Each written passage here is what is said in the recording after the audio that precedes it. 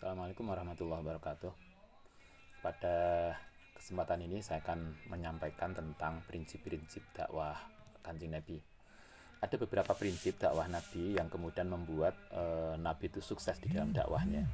Prinsip-prinsip ini tersampaikan didokumentasikan oleh Al-Quran.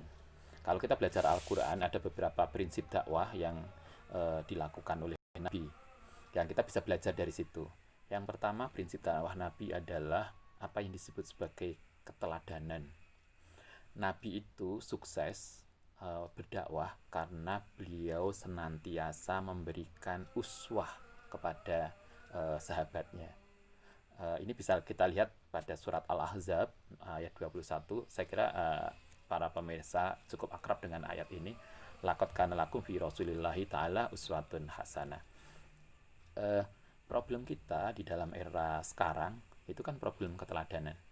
Kita, Anda, para mahasiswa, kita sebagai orang tua, kadang kita sering sebagai orang tua menyuruh anak kita, kalau habis maghrib ngaji. Kita nyuruh anak kita ngaji, tapi anak kita itu tidak pernah melihat kita itu ngaji. Artinya kita tidak pernah memberikan keteladanan. Akhirnya anak kita juga nggak ngaji, ataupun ngaji itu hanya karena terpaksa yang tidak dilakukan secara tulus. Kalau Anda mahasiswa karena merasa senior, kemudian nyuruh adik kita, adik kalau habis isak belajar.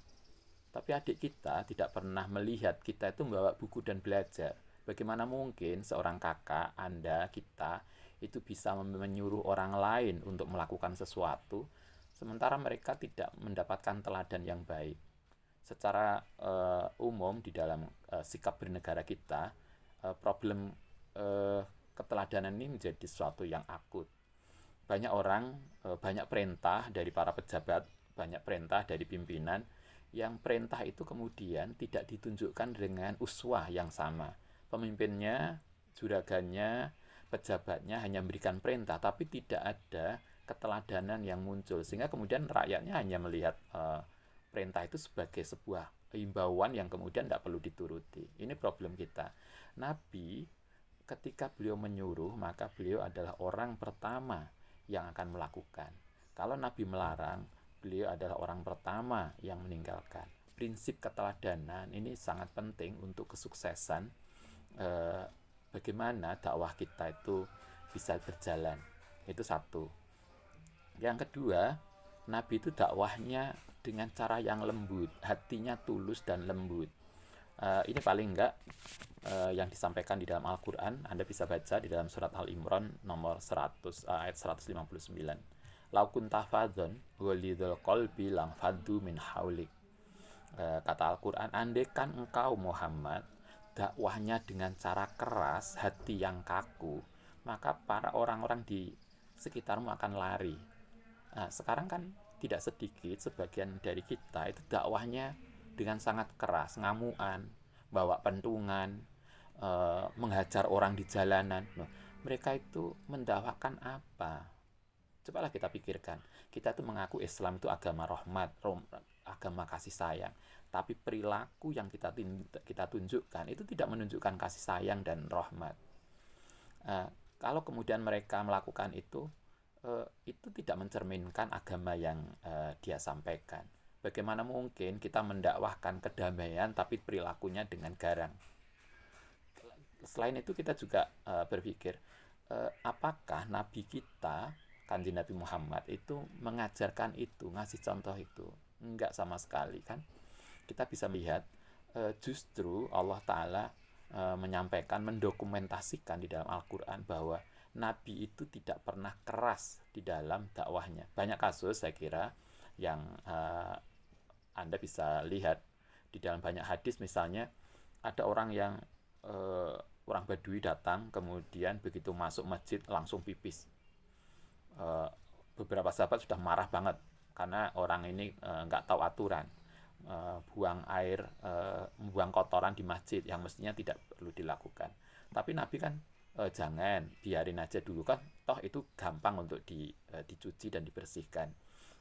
Artinya kan beliau sangat toleran, sangat bisa memahami persoalan-persoalan yang terjadi di umatnya, sehingga sikap beliau yang luar biasa lembut. Karena sikap inilah kemudian kita bisa melihat di dalam sejarah tidak sedikit orang yang asalnya memusuhi Kanjeng Nabi kemudian justru mendukung Kanjeng Nabi karena kelembutan hati dan sikap beliau. Itu kedua. Yang kemudian yang ketiga yang disebutkan di dalam Al-Quran adalah bahwa Nabi itu senantiasa berkata benar walaupun di dalam guyonan. Beliau tidak pernah dusta. Di dalam Al-Quran dikatakan wal yaqulu qaulan sadidan, berkata benar. Kadang kita itu menyamarkan kebenaran ketika ada kepentingan tertentu. Nabi tidak peduli kepada siapapun, walaupun bahkan guyonan sekalipun, Nabi senantiasa berkata benar. Bukan kemudian kita berjuang membela yang bayar, bukan. Tetapi kita membela yang benar. Kita tidak peduli siapapun. Kalau itu benar, ya itu akan kita dukung, dan siapapun kalau dia salah itu tidak akan kita dukung. Karena itulah kita bisa paham ketika misalnya Kanjeng Nabi menyampaikan pada kasus pencurian, ada pernah sebuah kasus seorang beberapa sahabat datang, seorang kelompok orang datang kepada Nabi untuk minta dispensasi tentang hukuman. Karena ketika itu kasusnya adalah ada seorang perempuan pejabat, ketua suku, kalangan bangsawan, dia mencuri. Kemudian mestinya dia harus dihukum potong karena dia melakukan pelanggaran. Tetapi orang ini berusaha menyelamatkan bagaimana agar kaum bangsawan ini tidak dihukum. Nabi kemudian marah, beliau murka, kemudian beliau mengatakan tidak peduli siapapun yang salah harus dihukum sesuai dengan aturan yang ada. Bahkan kemudian beliau mengatakan, andaikan anakku Sayyidah Fatimah itu mencuri, maka aku sendiri yang akan memotong tangannya. Artinya Nabi memperjuangkan benar. Jangan pernah berpikir untuk tidak benar. Marilah kita berkata benar kepada siapapun. Walaupun Anda masih ingat di dalam hadis, marilah Kanjeng Nabi mengatakan gini, berkatalah benar walaupun pada jangka pendek mungkin merugikan kita, tapi jangka panjangnya akan menguntungkan. Begitu juga beliau mengatakan jangan pernah berdusta, karena dusta sangat mungkin, dusta itu ketika kita berdusta secara jangka pendek kita untung karena kita selamat mungkin, tapi jangka panjangnya sangat tidak baik. Karena itulah mari kita berkata benar, dan berkata benar itu adalah prinsip dari dakwah Nabi.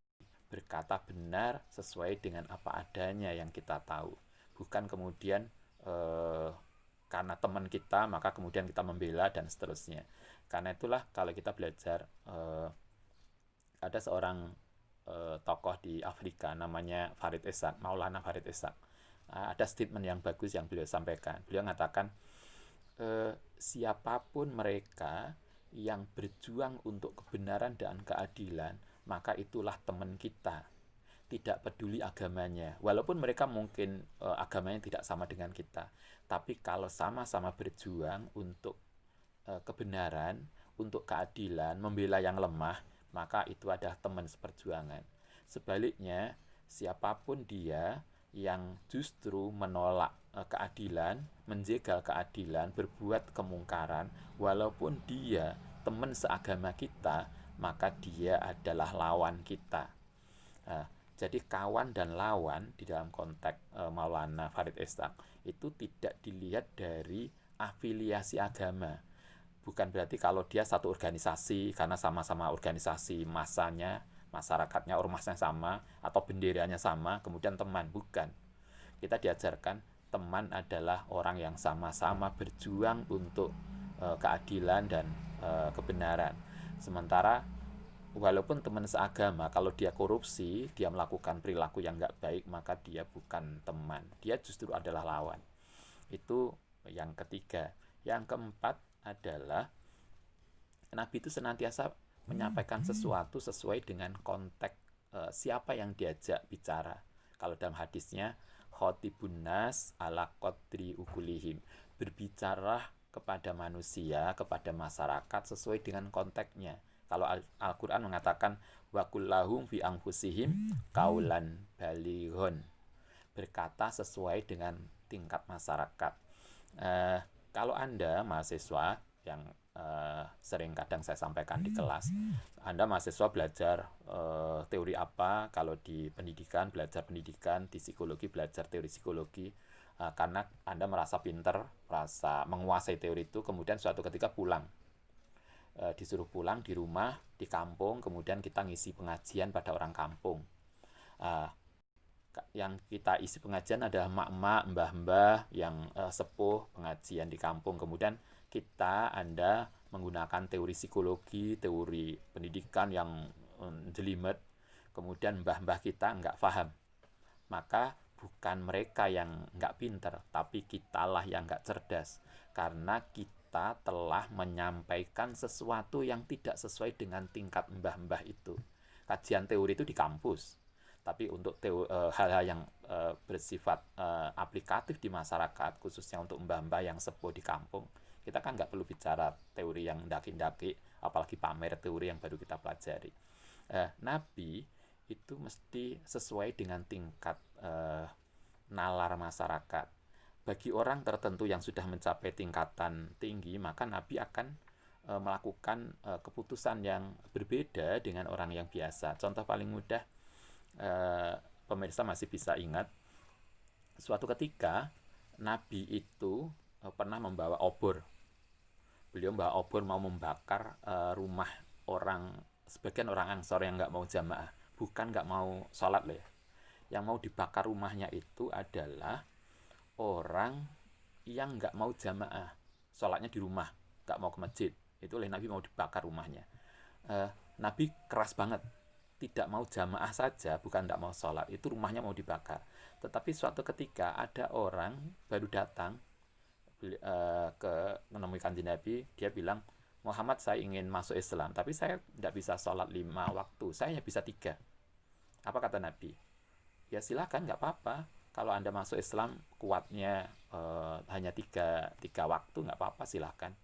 Nah, sebagian sahabat protes, nggak terima. Loh kok enak dia? Kita, para sahabat, ini mau dibakar rumah kita hanya karena kita nggak jamaah, sementara dia bukan hanya nggak jamaah, sholat nggak genep aja loh, nggak apa-apa. Nabi diprotes dikomplain oleh sebagian sahabat ini. Apa kata Nabi? Anda harus jamaah karena para sahabat sudah lama bersama Nabi dan sudah lama masuk Islam yang kelakuannya mestinya lebih baik. Sementara orang tadi itu orang yang baru masuk Islam, yang kalau disuruh langsung 5 waktu genap, belum tentu mereka kemudian mau masuk Islam. Nabi kemudian mengatakan, biarlah mereka apa adanya 3, lama-lama nanti juga genap juga. Nanti mereka toh akan malu toh kalau kemudian masuk berulang-ulang ketemu kanjeng Nabi, ketemu sahabat yang lain kemudian sholatnya nggak genap. Artinya di sini Nabi senantiasa menyampaikan dakwahnya sesuai dengan konteks. Kalau konteksnya masih orang awam baru belajar, ya ini. Kalau untuk sedengan ini. Kalau untuk yang tingkatan yang lebih jauh, yang lebih tinggi, begini. Saya kira kita kalau dalam belajar juga begitu. Ada di dalam pendidikan agama, kita paham ada kajian sholat, wudhu, mulai dari TK ada, sampai SMA juga ada. Di dalam mata kuliah tertentu itu ada mulai S1, S2, S3 yang mata kuliahnya sama, tetapi beda cara penyampaiannya, beda tingkatannya. Ada yang S1 cukup begini, kalau S2 begini, kalau S3 begini. Saya kira sama juga dengan ketika teman-teman membuat skripsi, tesis, disertasi. Kalau tingkat skripsi cukup begini, itu sudah memadai. Kalau tingkat tesis harus begini. Kalau tingkat disertasi beda lagi. Itu sesuai dengan tingkatannya. Nggak mungkin orang yang sekelas disertasi kemudian mengerjakan sesuatu yang tingkatnya skripsi. Atau sebaliknya, anak-anak S1 yang baru belajar mengerjakan skripsi dituntut untuk mengerjakan yang sekelas tesis apalagi disertasi. Maka setiap tingkatan ada statement dan aturannya, setiap aturan ada tingkatan yang berbeda yang menjadi sasaran bidiknya. Itu prinsip yang keempat. Kemudian yang kelima yang diabadikan dalam Al-Quran adalah bahwa Nabi ketika beliau harus berdiskusi dengan orang tentang Islam atau tentang apapun, menghadapi pertanyaan, menghadapi serangan gagasan, Nabi senantiasa menyampaikan dengan cara yang baik, dan itu yang diajarkan ke Al-Quran. Al-Quran mengatakan ud'u ila sabili rabbika bil hikmati wal mau'izatil hasanati wajadilhum. Jadi kalau dakwah itu senantiasa mestinya bil hikmah, dengan bijak. Tidak bisa dakwah dengan cara kasar dan ngamuan tadi. Apalagi kemudian ketika debat. Kita debat itu mungkin kepala kita bisa panas dan emosi, tapi tetaplah debat dengan cara bilati ya ahsan wajadilhum, untuk berdebat dengan cara yang baik dan benar. Salah satu debat yang baik dan benar adalah kita hanya fokus tetap mendiskusikan ide dan gagasan, tidak menyerang pribadi yang kita ajak debat. Kita sering debat itu tidak menyerang, tidak berpikir gagasannya. Yang sering terjadi, tidak jarang terjadilah bahasa kita, itu justru debat itu menyerang pribadinya. Ini sebuah cara debat yang tidak etis. Kita bisa tidak sepakat kepada gagasannya, tapi tidak menyerang pribadinya, karena pribadinya persoalan lain. Kalau sering saya sampaikan, biasanya misalnya kita diskusi di kampus persoalan keislaman, kemudian ada orang yang biasa udah lama mondok, kemudian ketika diskusi dia terpepet dalam argumentasinya, dia tidak bisa membantah, maka kemudian yang muncul, loh, kamu kan baru mondok kemarin sore. Nah, itu sudah persoalan pribadi. Apa hubungannya mondok kemarin sore dengan gagasan yang dia sampaikan? Mestinya yang kita pikirkan adalah bagaimana gagasannya itu kita diskusikan. Kita diajarkan untuk senantiasa berdebat dengan baik, kalau harus dengan debat. Ini saya kira ini hal yang penting untuk dijadikan pelajaran, karena sekarang tidak mudah untuk orang kita terbiasa berbeda pendapat dan berdebat. Saya kira pemirsa bisa melihat di banyak kasus di sosial media betapa orang sangat mudah untuk mencaci, untuk menjustifikasi, bahkan mengkafirkan orang lain yang sama-sama agamanya hanya karena berbeda pendapat di dalam persoalan-persoalan tertentu. Ini tentu bukan perilaku yang sesuai dengan apa yang diajarkan oleh Al-Quran. Wajadilhum billati ahsan. Marilah kita belajar menghargai perbedaan dengan cara yang baik dan elegan. Salah satu yang diajarkan dalam Al-Quran yang merupakan prinsip dakwah Nabi adalah kita menyampaikan Islam dengan cara yang santun, penuh hikmah. Dan kalaupun kemudian kita harus berdebat dan diskusi, maka kita lakukan diskusi itu dengan baik dan elegan, tidak kemudian menjadi permusuhan, karena diskusi itu bukan permusuhan, diskusi itu bukan saling menjatuhkan, tetapi bagaimana kita tukar-penukar pikiran. Itu yang penting. Ada 5 prinsip dakwah yang kita bisa belajar. 1 adalah memberikan keteladanan, kedua dengan hati yang tulus dan lembut, kasih sayang, yang ketiga dengan berkata benar, kaulan sadidan, yang keempat adalah dengan cara berkata sesuai dengan konteksnya, kaulan balighon, dan yang kelima adalah dengan cara hikmah dan berdebat dengan cara yang baik dan elegan. Demikian. Assalamualaikum warahmatullahi wabarakatuh.